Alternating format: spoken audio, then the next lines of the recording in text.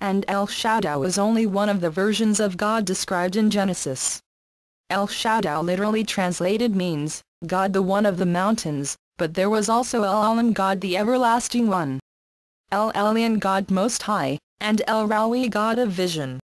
The obvious question is, why did YHWH reveal himself to the patriarchs as El Shaddai?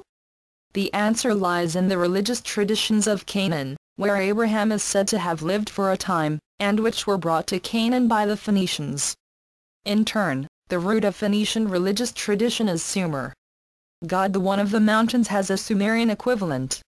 Ishkur, the youngest son of Enlil, means God the one of the far mountains.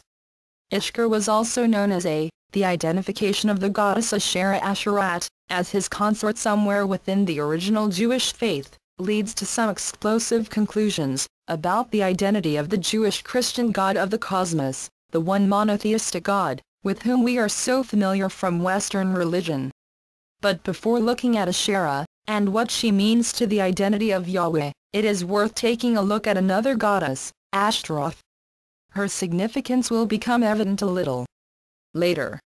Referred to as an abomination in 2 Kings, Ashtaroth was an important deity in the Near East pantheons. To the Sumerians she was an Anu's beloved and is an important character in the Sumerian epics. To the Assyrians and Babylonians she was Ishtar. Ashtoreth was her name for the Canaanites. To the Greeks, Aphrodite. The Romans, Venus. The most important equivalent, however, is the Egyptian goddess Hathor, whom the Greeks identified with Aphrodite.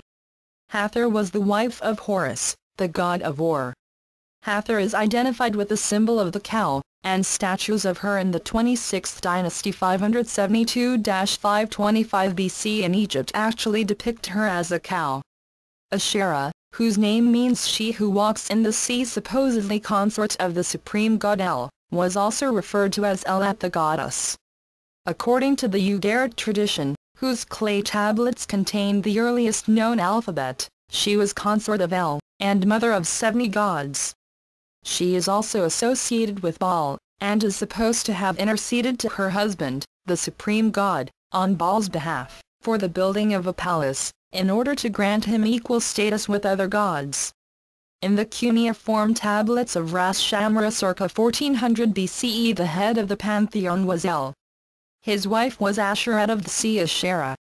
After El, the greatest god was Baal, son of El and Asherah.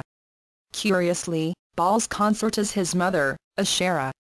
In the Lebanon traditions, Baal is equated with Jupiter. Carvings of Asherah in Syria show her wearing an Egyptian headdress. She was also referred to later as the cow, a reference to her great age. Significantly, Baalat, an important goddess at Byblos, is depicted in carvings as having cow's horns, between which is a halo.